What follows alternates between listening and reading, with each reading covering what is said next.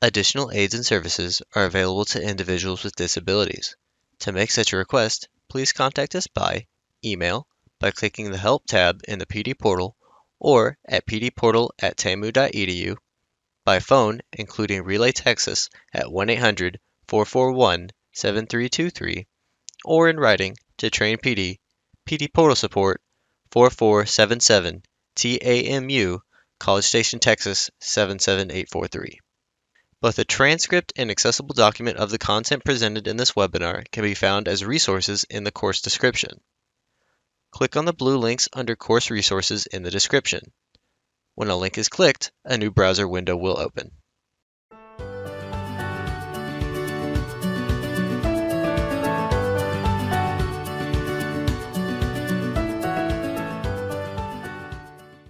This is a subrecipient monitoring AEL presentation.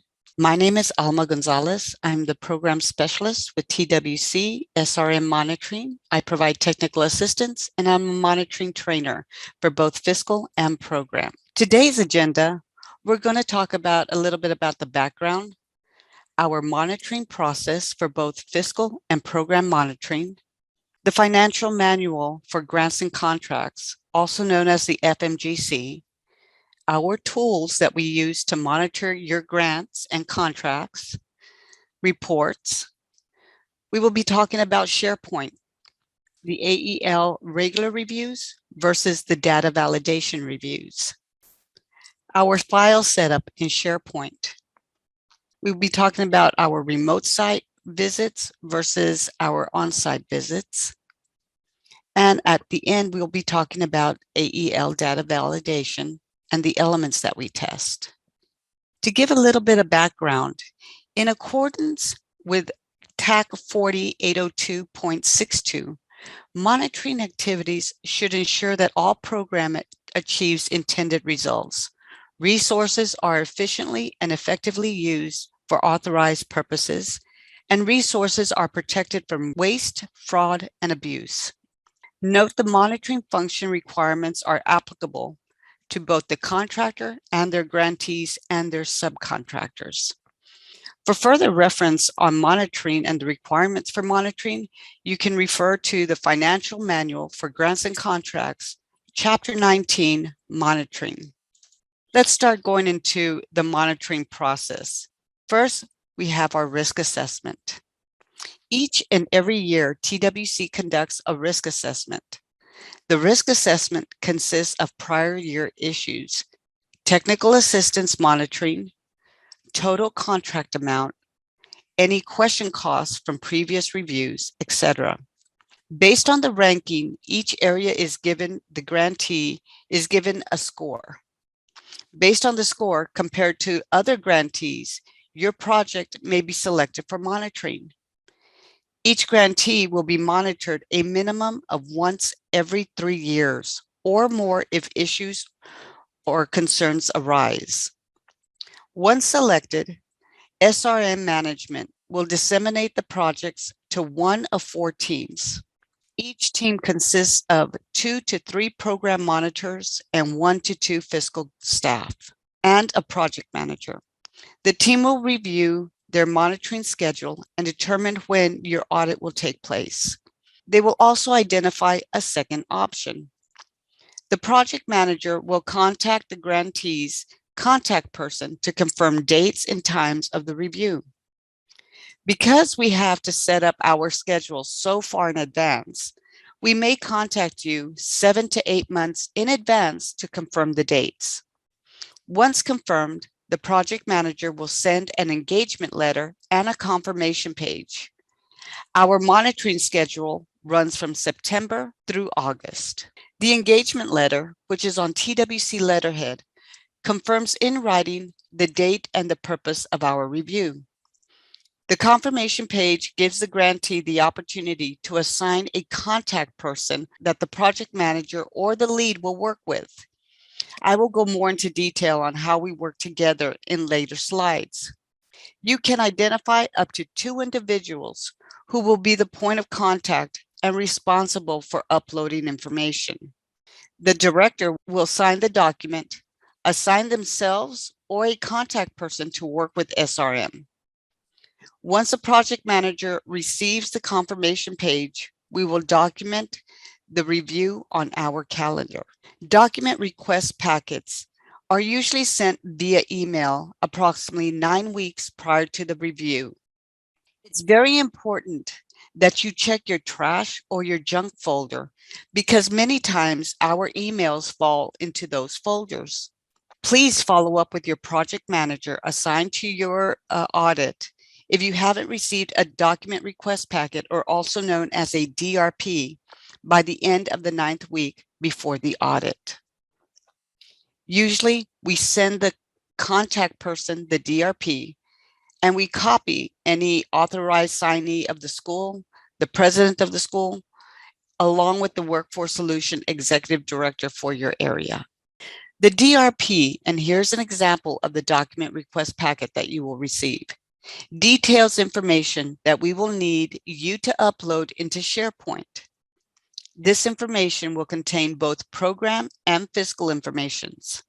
Things that we will be requesting include, but are not limited to, organizational charts, grant agreements and non-financial agreements, your cost allocation plan, your accounting records for the scope of the review, the general ledger for the scope of the review, your check register, and a list of bank accounts.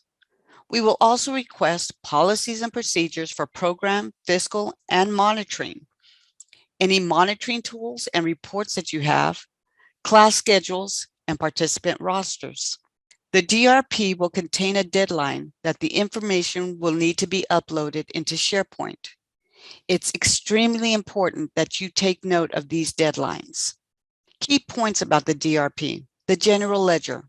Do not send the general ledger for the entire school. We only want the grant-funded transactions. Could be large, could be small. The GL needs to be sent in an Excel format that we can format and extract and analyze the information. The pre-planning meeting. While grantees are gathering all the information to send to TWC, the team will also be holding pre-planning meetings with AEL staff, contract managers, the fiscal department to determine if there are any other than a normal audit that we would need to look at. TWC staff may want to obtain a plan for meeting expenditures or enrollments, may request that we obtain missed monthly or quarterly reports, follow up on technical assistance provided. Our testing samples. All grantees will receive their testing samples the Tuesday before the entrance meeting. Folders will be set up for the grantee to upload the information into SharePoint. Examples of the folders are demonstrated later in this presentation. Questionnaires. The questionnaires will be sent to the grantee with the samples the Tuesday before the entrance. It is important that the questionnaire is completed and available on the day of the entrance. Here's an example of a questionnaire that needs to be completed by the day of the entrance. SharePoint. TWC SharePoint support will provide access to 2 grantee staff.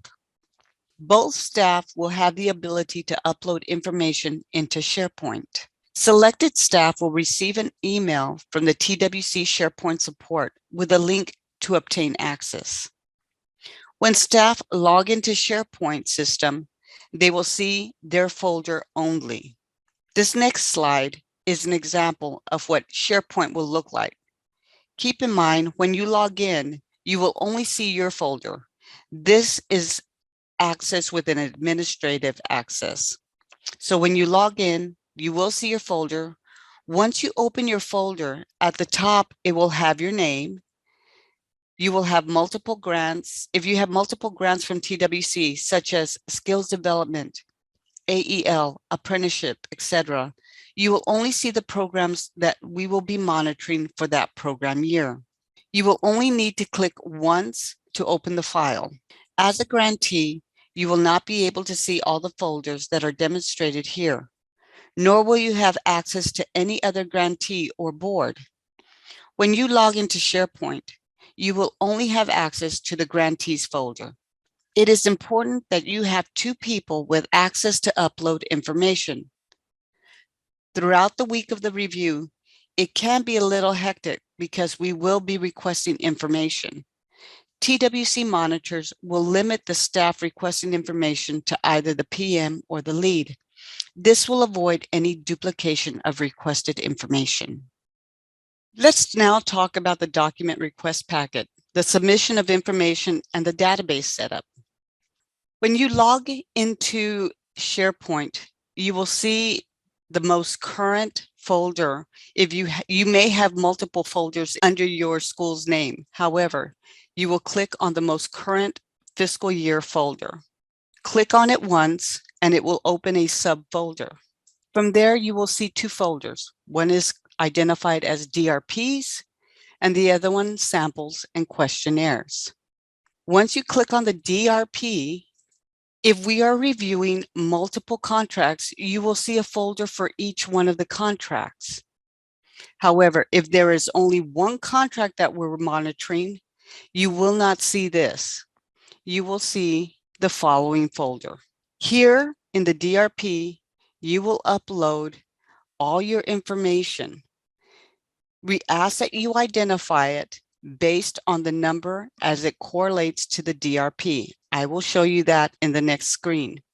The document, as you can see, is listed as 1 ORG, 10 POL PRC. Those abbreviations you will find under the reference location on your DRP. You don't have to hyperlink the document as it shows here, as long as you put it in the SharePoint and you identify it. Samples and questionnaires. When you open that folder, you will find multiple folders and as identified in this screen. Assessments and eligibility, disbursements, internal controls. These are the areas that we will probably be testing.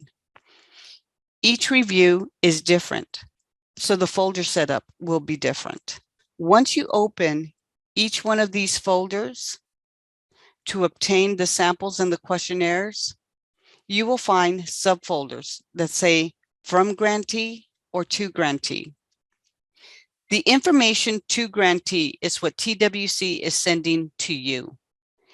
Information from grantee is information that you will be sending to TWC monitors.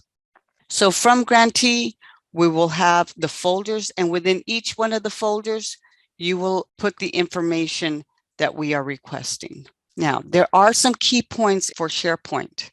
Once you receive the email, try logging into SharePoint to make sure that you're able to navigate in SharePoint.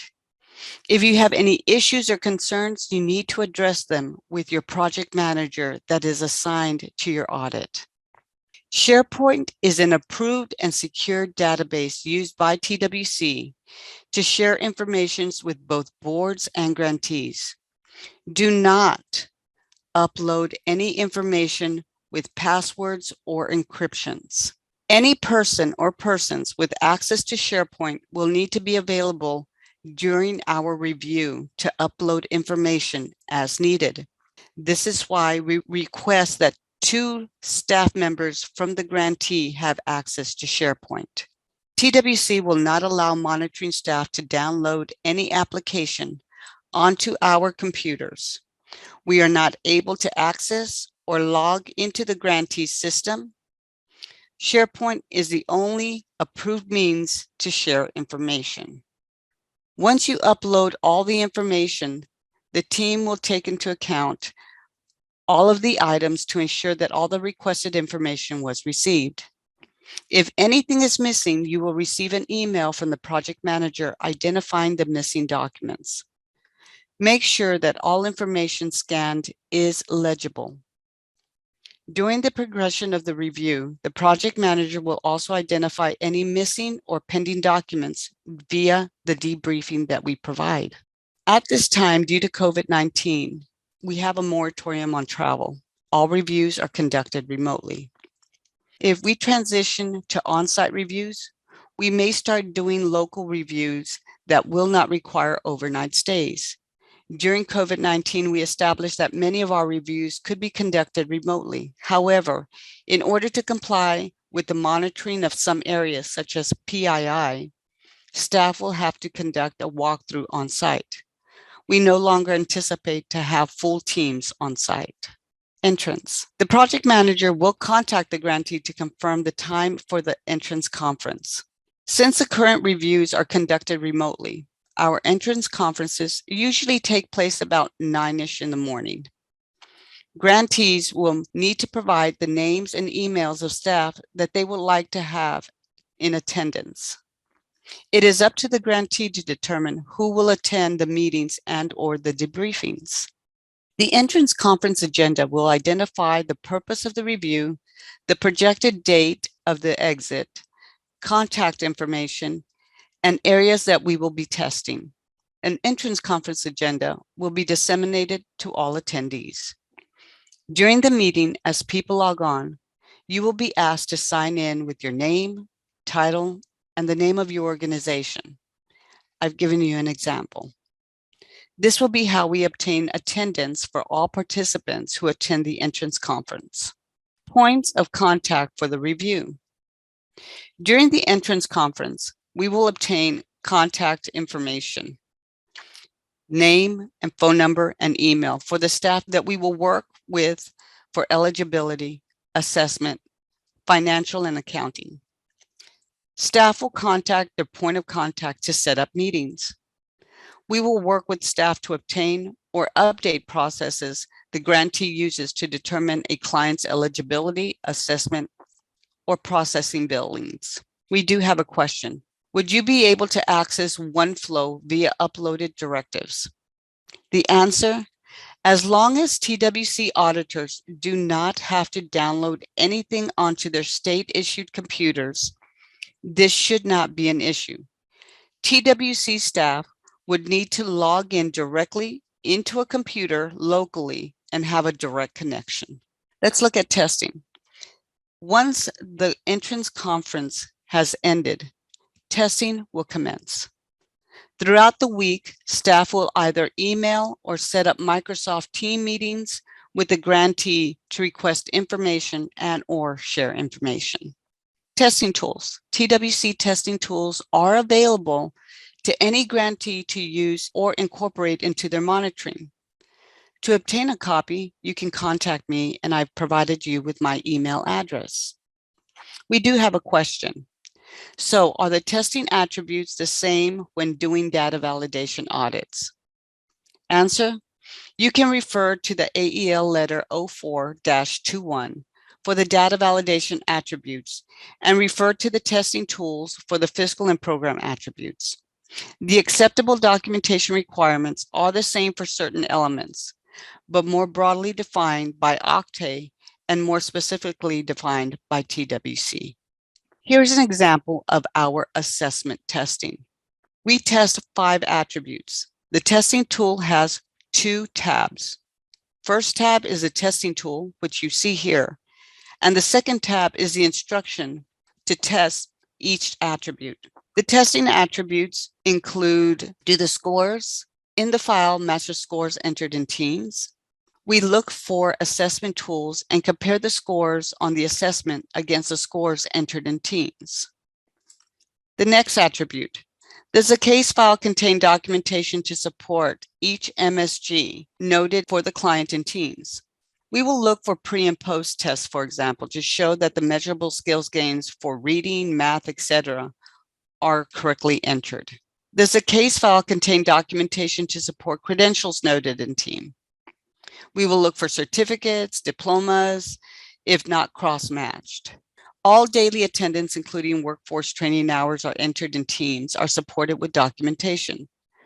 We will be looking for class rosters with hours, documentations to support the hours entered into Teams, signed hours. Does the case file contain the initial development of the individual training, education, and career plans for all customers? In this case, we will look for the ITEC signed and dated. For eligibility testing, we have 4 attributes. age 16, 17, and 18-year-olds as applicable. Our eligibility focuses on these participants that fall within this age range because they do require specific eligibility requirements in order to participate. We will look for documentation that supports their age at the time of enrollment. Is there proof of identity in the case file? In this attribute, we will look for license, date of birth, government issued IDs, school IDs, etc. Next attribute, release of information signed and dated. Here we will look for the release of information is signed and dated when applicable by a parent and or guardian also. Documents must be signed and dated, and electronic signatures are allowed. Next attribute, completed enrollment forms. We will look for a signed and dated enrollment form. When needed, we will verify that the parent's signature is all signed and dated. We do have a question. For the completed, signed, and dated enrollment form requirements, our program requirements to collect enrollment forms, including signatures with the current program year date, every year, or will the previous year enrollment form suffice? Answer. Enrollment forms are meant to collect participant contact information and certain participant individual record layouts, also known as PEARL elements, to establish a baseline for individuals at the point of program entry.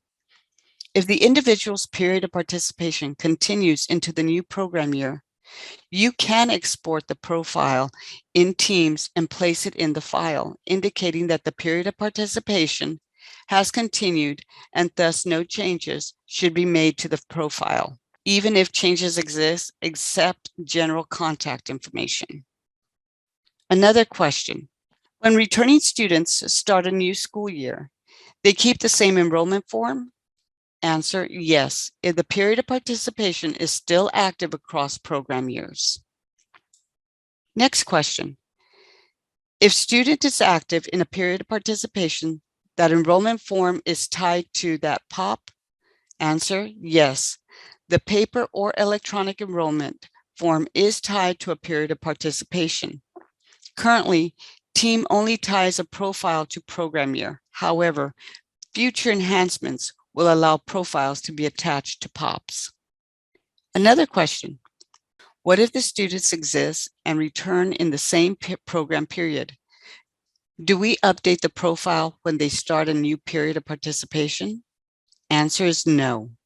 You should print the current profile, review with the student, and make a note on the printed profile of any changes to PEARL elements. Obtain their signature and date. You will not make these changes in Teams at this time, but should keep the updated form in the participant file.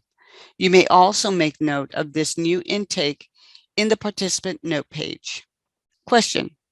If TWC updates the enrollment form requirements, a new form would be needed, either or. We encourage providers to use the TWC issued enrollment form that contains all the updated PEARL elements, which can be found, and we've provided you with the link of where you can find that. If you choose to use your own, you should ensure that it contains all the same elements. Next question. If we have a student who has recently married, had her name changed, but her identification has her maiden name still on it, should we use the name on the ID? The answer, use what is on their current official form of identification, but create a participant note in Teams that indicate the name change provided. This allows for better outcome matching in the future. If using the identification to satisfy AEL letter 0518 requirements, a copy must be made and kept in the participant file. These are good questions. Thank you. Next is a financial manual for grants and contracts, also known as the FMGC. TWC contracts are designed to be in compliance with rules and regulations and the FMGC. TWC Financial Monitors use the FMGC for both program and fiscal monitoring. This manual is a guidance used to test against your transactions and expenditures. I've added the link to this presentation so that you can locate the document. If you type financial manual for grants and contracts in your preferred search engine, it should be the first item on your list. Disbursement testing. In disbursement testing, we are testing 7 attributes. The first one is reasonable and necessary. The cost must meet the general criteria in order to be allowed under federal and state award. Must be necessary and reasonable for proper and sufficient performance and administration of the award. You can refer to the FMGC Chapter 8 Cost Principles for the definition of reasonable and necessary. The next attribute is adequately documented. We look for check stubs showing the payment, entry into your accounting system, invoices, packing slips, procurement information as applicable. We will use your chart of accounts to ensure that the expenditure was allocated properly. If allocation to several grants, we will need to see documentation to support the allocation for each transaction. Allowable. Documentation to support the transaction is an allowable expenditure to be charged to the grant. Any unallowable charge will result in a potential question cost. Potential is because we have to finalize our work. And once we finalize our work and we look at all the documentation, once we do our final report, that's where we will determine whether there's any question costs tied to the unallowable charge. Properly classified. We will review documentation to ensure that you are classifying the expenditure accurately. AEL combined EL Civics and admin, and reporting the expenditure correctly in CEDAR. Micro and small purchases. We will apply the grantee's established threshold if they are equal to or more restrictive than TWC's FMGC thresholds, which is currently for micro, it's up to $1 to $10,000. For small, it's between $10,000 and $250. For micro purchases, the policy and procedures should identify how the grantee establishes their fair market value. For small purchases, it should include 2 or more quotes. Grantees will need to provide procurement documentation for each transaction as applicable. Another thing that we do when we're testing, we look at cash management and financial reporting. Cash management testing is comparing CEDAR reported expenditures for the scope of our review compared to the cash draws for the same period on a monthly basis. Any CEDAR expenditures that is reported higher than your GL, the system will flag us, and we will have to obtain a walkthrough or justification as to what caused the variance. Debriefing meetings. Debriefing meetings occur as often throughout the review period as a grantee wants. The only day we do not conduct a debriefing is the first day of our review, which is usually on a Monday. Debriefing meetings are designed to keep the grantee abreast of the progress of the review.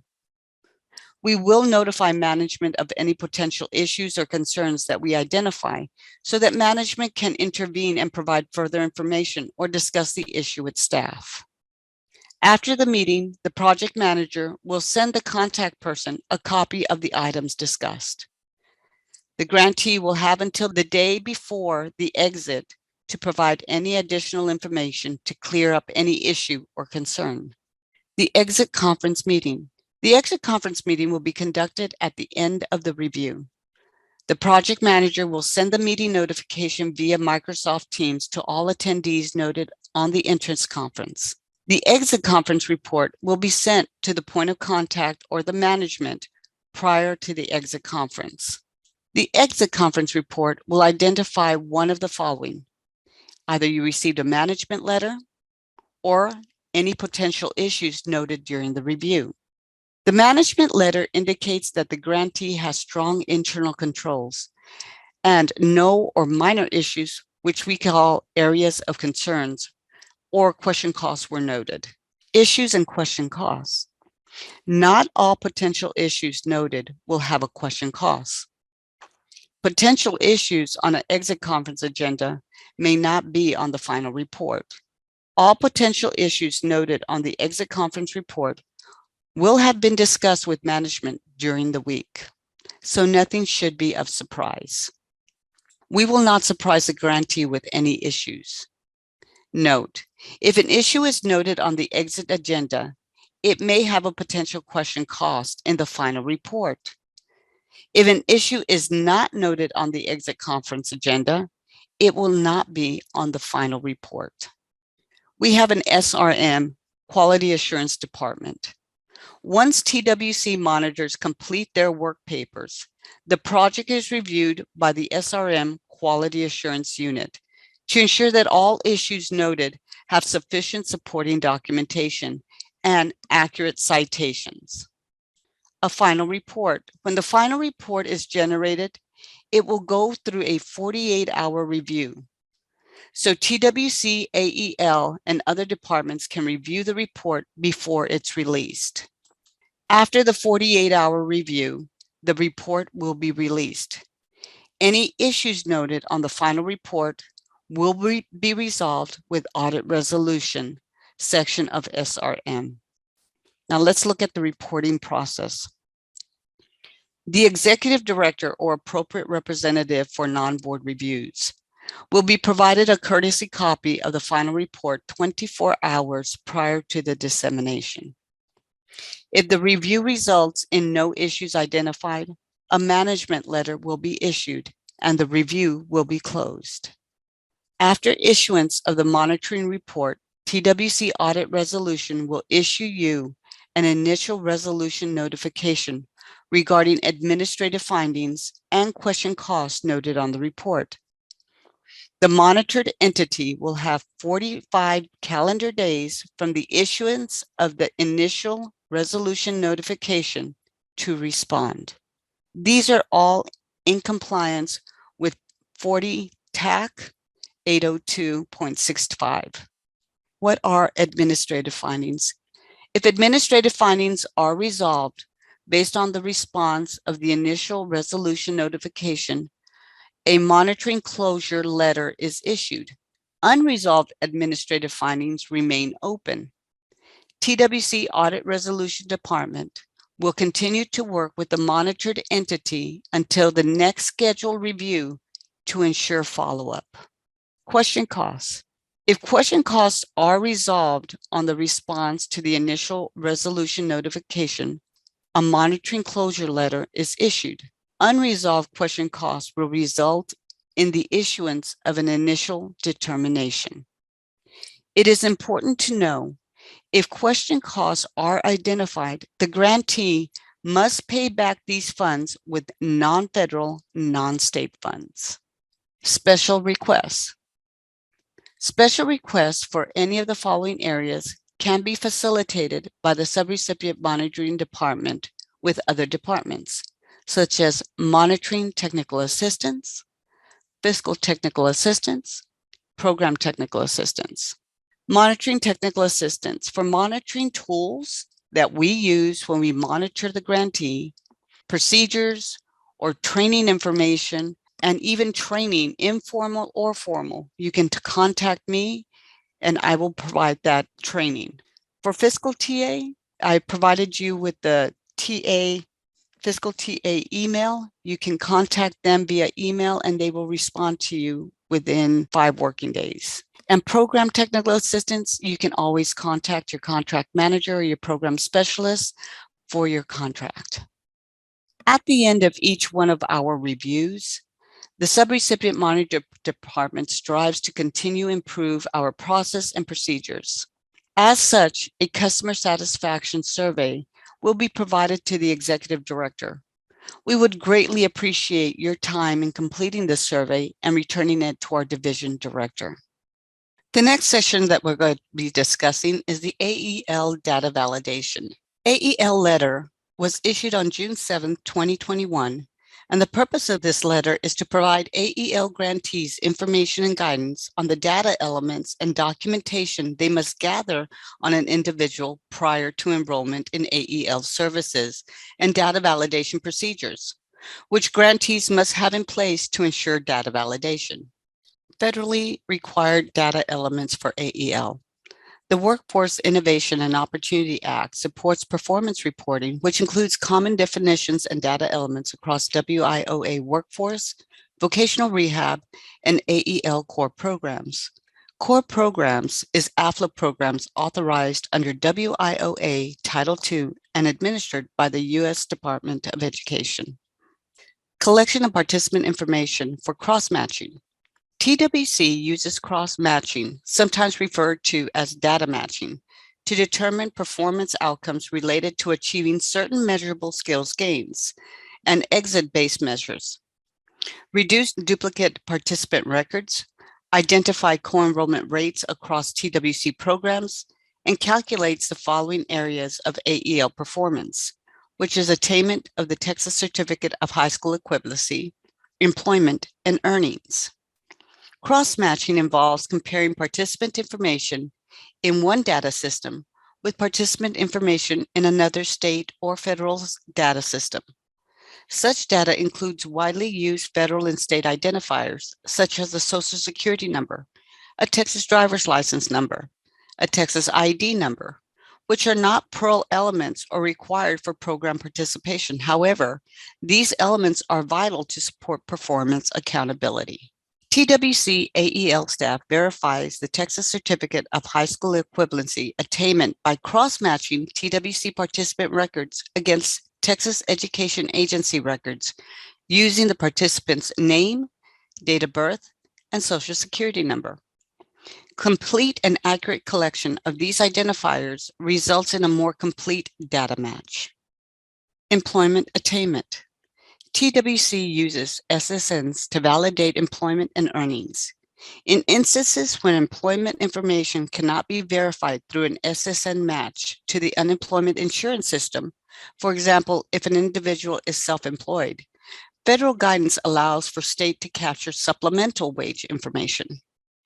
Refer to 6-Octave Program Memo 17-6, Guidance on the Use of Supplemental Wage Information to implement the performance accountability requirements under the Workforce Innovation and Opportunity Act. We've added a link to that program memo. Question: can an individual taxpaying identification number, ITIN, be used if the individual does not have a Social Security number? Answer: for purposes of performance, ITINs will not be used to determine employment or credentials.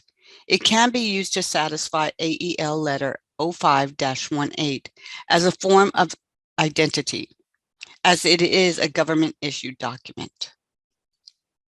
Question: how can a student who does not have an SSN be captured for employment outcomes?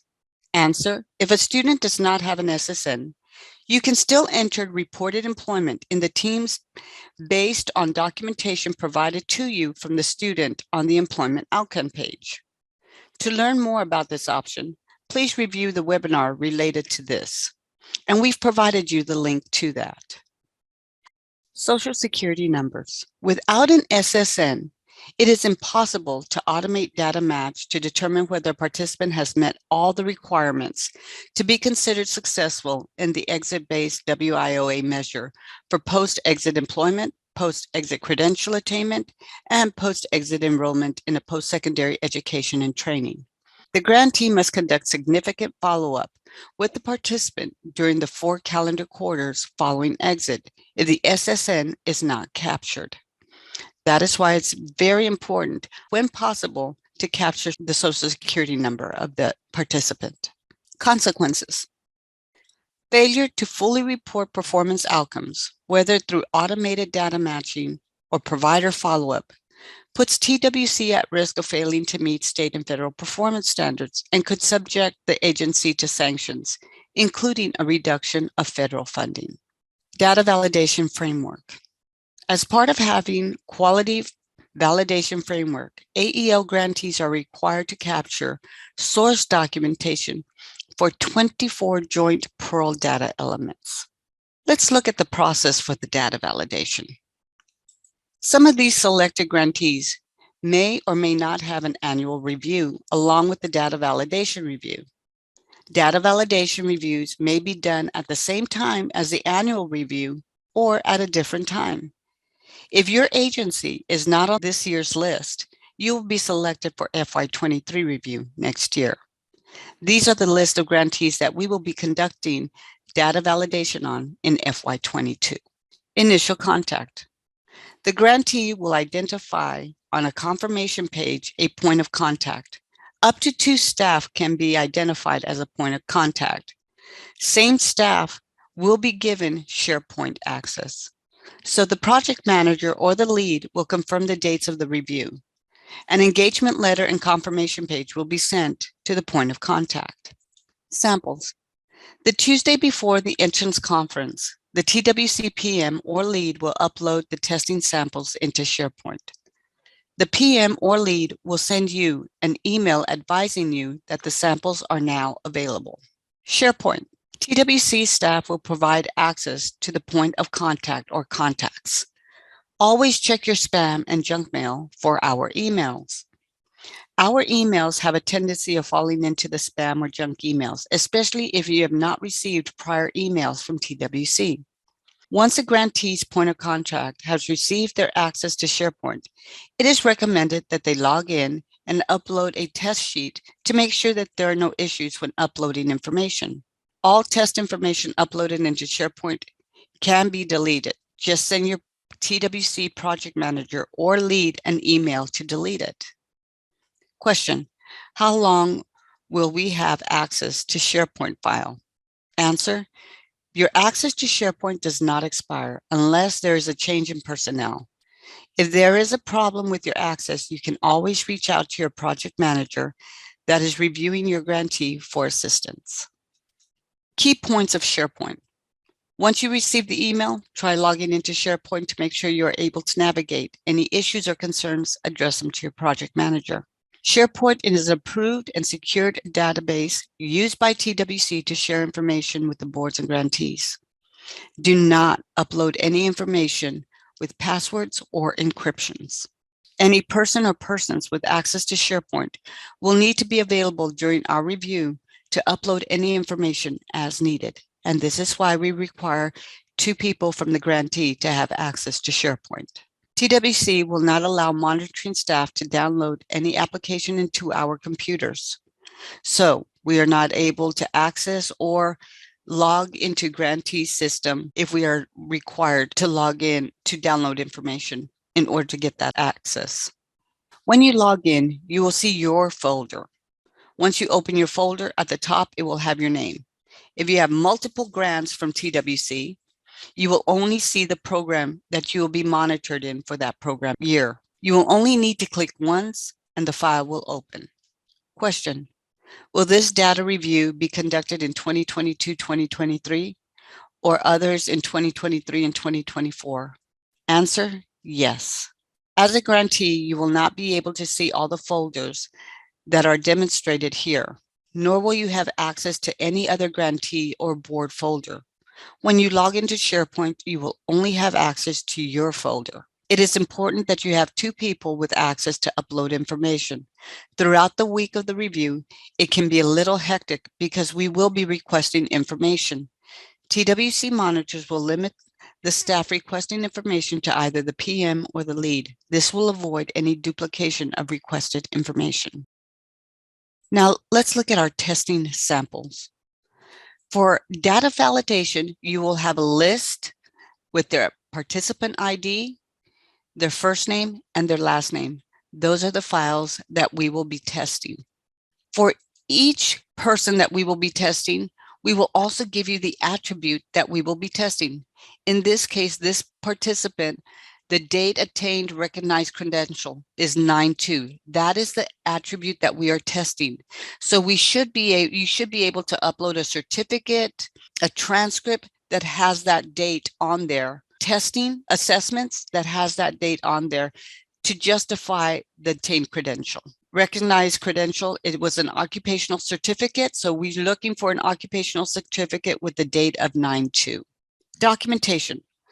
Samples should be an average of 20. Staff will allow the grantee up to the date of exit to submit any information. If documentation is not provided, then the attribute will fail. Question: What if current admin personnel identify an issue from past admin personnel file keeping, such as a student information lacks a required portion? Can a memo be created that was inherited and rectified to the best of our ability? In short, yes. Part of providing proper grant oversight is to update processes when they become irrelevant or do not meet TWC standards or policies. TWC monitors are there to ensure that proper oversight occurs. As you find issues with current procedures or processes, you should keep a historical record of the changes and the reason for the changes. This shows your commitment to compliance. In this instance, where possible, efforts to collect information is missing should be applied. If the information or documentation cannot be provided, this may be considered a finding. But the fact that you recognize this and made those adjustments allow for streamlined audit resolution. When you log into SharePoint and you start uploading information, you will have one folder for each client. So the information for Castro will be all inside that one file. And each student that we're testing will have their own file for you to upload. Debriefing. It will be up to the point of contact and TWC PM or lead to determine if the frequency of the debriefing, if any. You're not required to have a debriefing if you don't want to. As each TWC monitor completes their testing, we will debrief the point of contact of any errors noted to allow staff to provide information to resolve those concerns. Now, during the debriefing, we will keep grantee management abreast of any pending information, issues, or concerns, and the progress of the review. We will also set up an exit conference date and time depending on the progress of the review. Exit conference reports. The project manager will inform the grantee when the exit conference will occur. That will be the date and time. The exit conference report will be completed by the PM or lead and will identify any failed attributes or all attributes passed. The exit conference report is a projected outcome report. The information will still need to be finalized and reviewed for proper support documentation and corrections if needed. Office work. Once the team returns from the field, or in this case, remote review, they will complete the database, print out all supporting documentation, and attach it to the testing cover sheets. The information is submitted to management for review and verification. Once TWC management has reviewed the documentation, a final report will be issued. This next slide shows an example of what the report will look like. This was a WIOA, but yours will all be AEL. Let's look at the last section, the data validation elements that we test. Type of training 1, 2, or 3. Allowable source documentations. These are the types of trainings that we test on, whether it's an on-the-job training, skills development, entrepreneurship, and these are based on the participant's type of training. This will indicate the type of approved training being provided to the participant. Note, if OJT or skills upgrading is being provided as part of registered apprenticeship, they will choose Code 9. Note, Code 6 should only be utilized when all other codes are not clearly appropriate. Here's a continuation of all the codes that are applicable to the AEL. Enrolled post-secondary education in period of performance. These are the allowable sources that we would be looking for this attribute: a copy of the enrollment form, file documentation with notes from program staff, school records, transcripts, or report cards. In this case, the participant was enrolled in a secondary education program or at above the 9th grade level. A secondary education program includes both secondary school and enrollment in the program of study with instructions designed to lead to a high school equivalency credential. Examples may include adult high school credit programs and programs designed to prepare participants to pass a recognized high school equivalency exam, such as a GED, a high set, or a TASC. Programs of study designed to teach English proficiency skills or literacy skills below the 9th grade equivalent are not considered secondary education programs. States may use the coding value if the participant was either already enrolled in an education or training at the time of application to the program or became enrolled in an education and training program at or above the 9th grade level at any point while participating in the program. Data enrolled in post-education or training program leading to a recognized post-secondary credential. Again, these are the sources that we are looking for. If the grantee is going to obtain anything outside of this, they need to advise us what they will be obtaining. It is possible that one document can meet the requirements of one or more element. So you will record the date the participant is enrolled in an education and training program that leads to a recognized post-secondary credential after exit program. It's very important to understand that dates need to match the supporting documentation. Type of recognized credential. So we're looking for either a secondary high school diploma or equivalent, an associate's degree, bachelor's degree, occupational license, occupational certificate, or some other recognized diploma, degree, or certificate. Use the appropriate code to record the type of recognized diploma, degree, or credential consisting of an industry recognized certificate or certification, a certificate of completion of a registered apprenticeship, a license recognized by the state involved or federal government, or an associate or bachelorate degree attained by the participant who received education and training services. Note, diplomas, degrees, licenses, or certificates must be attained either during participation or within 1 year of exit. This data element applies to both the credential rate indicator and the measurable skills gains indicator for all programs. Data attained recognized credential. These are the acceptable documentation sources that we would be looking for. So here you will record the date on which the participant attained a recognized credential. Again, dates must match the supporting documentation. Data most recent measurable skills gain, education functioning level. These are the acceptable documentations that you have on the screen. Here you will record the most recent date the participant who received instruction below the post-secondary education level achieved at least one EFL. EFL gains may be documented in one of the 3 ways. By comparing a participant's initial EFL as measured by a pre-test with a participant's EFL as measured by a participant's post-test. Or for states that offer secondary school programs that lead to a secondary school diploma or its recognized equivalent, an EFL gain may be measured through the award of credits or Carnegie units. Or 3, states may report an EFL gain for participants who exit the program and enroll in post-secondary education or training during the program year. We have a question. Would you please clarify what you mean by survey documentation and program notes, as in teams?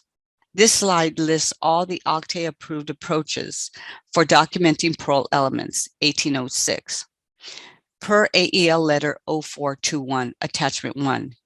In Texas, we use data match or program notes, documents collected by the program to satisfy all our reporting performance.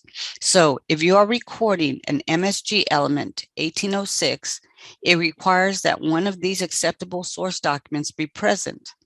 For example, pre and post tests, MSG requires the test material and scores. Results may be documented in teams and a copy placed in the file. Second example, if you are recording a type 1B exit and entry post-secondary, there needs to be an acceptable documentation provided by the program that serves as evidence that the post-secondary enrollment date occurred after exit. You can find more information about what is considered acceptable in AEL letter 0118 change 1, as well as a new, soon to be released AEL performance guide. Data most recent measurable skills gains, secondary transcript and report card. These are the acceptable resources that we would be looking for. In this case, you will record the most recent date of the participant's transcript or report card for secondary education for one semester showing that the participant is meeting the state's unit academic standard. Date of most recent measurable skills gain, training milestone. These are the acceptable documentations that we may be looking for in the file. So in this case, you will record the most recent date that the participant had satisfactory or better progress report towards establishing milestones from an employer or training provider who is providing training, such as completion of on-the-job training, OJT, completion of 1 year as a registered apprenticeship program, etc. Date of most recent measurable skills gain, skills progression. These are the most acceptable and most common documents that we will be looking for in the case file. In this case, you will record the most recent date the participant successfully passed an exam that is required for a participant's occupation or the progress in attaining technical or occupational skills as evidenced by trade-related benchmarks such as knowledge-based exams.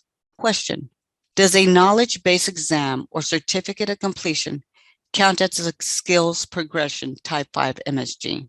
Knowledge-based exams or certificate of completions may count as a skills progression type 5 MSG if the exam is a competency-based exam demonstrating occupational knowledge and skill and is required for a particular occupation. Completion of coursework or end of coursework exam that leads to a completion certificate would not count in most instances as it does not meet the definition.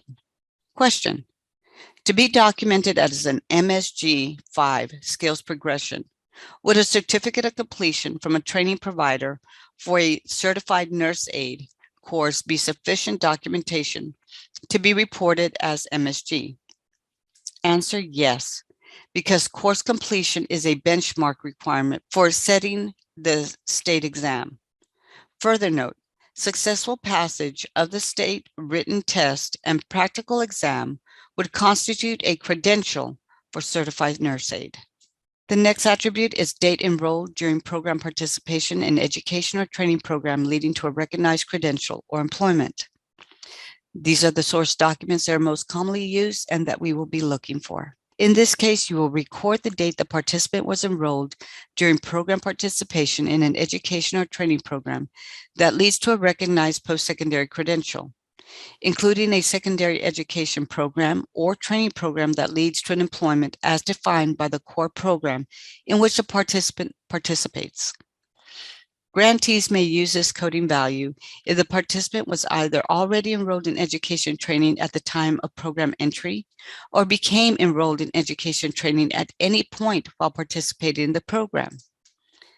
If the participant was enrolled in post-secondary education at program entry, the date in this field should be the date of the program entry. This includes, but is not limited to, participation in Job Corps or Youth Build or adult education or secondary education programs. Note: this data element applies to the measurable skills gain indicator and specifically will be utilized to calculate the denominator. It encompasses all education and training program enrolled. Question: can a level 1 certificate program be entered as transcripts or report card upon completion passing of a 3-hour course for that semester while student is in the process of completing a program? Answer: no. To be reported as an MSG Type 3, transcripts or report cards, it must be a minimum of 6 credit hours, 96 seat hours, as a part-time enrollment or 12 credit hours as a full-time enrollment. See AEL Performance Guide for some examples on how this is outlined by Octave. These are the elements that are cross-matched. Question: for an employer-based IET who would issue the certificate of completion, the employer correct? Answer: for any IET, the end result is always recognized post-secondary credential. A certificate of completion does not meet this threshold. For workplace literacy courses with the employer-based training, a certificate of completion may count as a Type 4 MSG. If the MOU outlines this As a progress milestone, see examples provided in the AEL Performance Guide. It was a pleasure providing you with this information. If you have any questions, feel free to contact me or your AEL representatives for any of the information that we've provided. Thank you. Have a great day.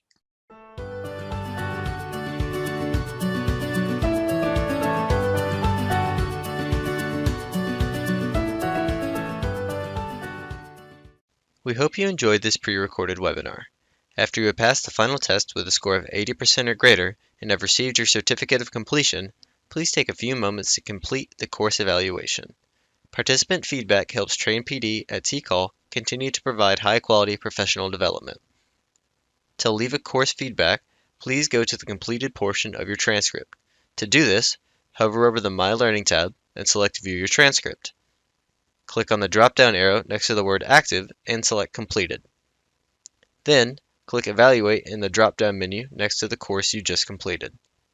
Please note that your feedback is greatly appreciated.